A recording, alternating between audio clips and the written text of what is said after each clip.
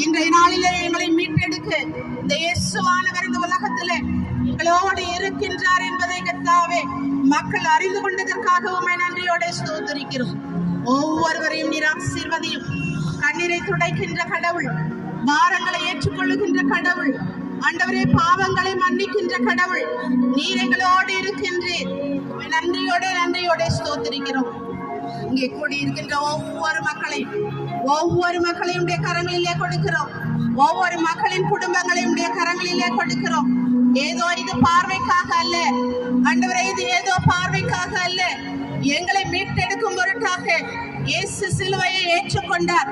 வருத்தப்பட்டு பாரம் சுமக்கிறவர்களே, நீங்கள் எல்லாரும் என்னிடத்தில் வாருங்கள் என்று சொல்லி அழைத்த ஆண்டவர் எங்களுக்கு சமாதானத்தை, எங்களுக்கு சந்தோஷத்தை, எங்களுக்கு நிம்மதியை கொடுக்க இந்த உலகத்தில் நீர் மானிட மகனாக வந்தீர்.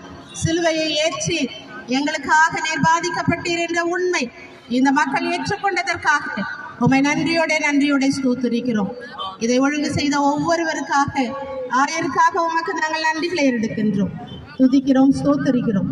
இயேசுவின் நாமத்தினாலே ஜெபிக்கிறோம் பிதாவே, ஆமென்.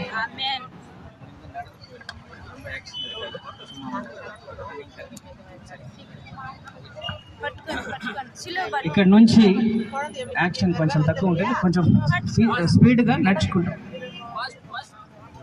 சரிங்கய்யா, சரிங்க,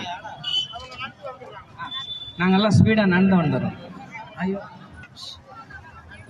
అయ్యా కూడా అందరూ ఒకవైపు వచ్చేసి నడుచుకుంటూ కొంచెం స్పీడ్గా నడుచుకుంటూ వెళ్ళిపోదాం, ఓకేనా?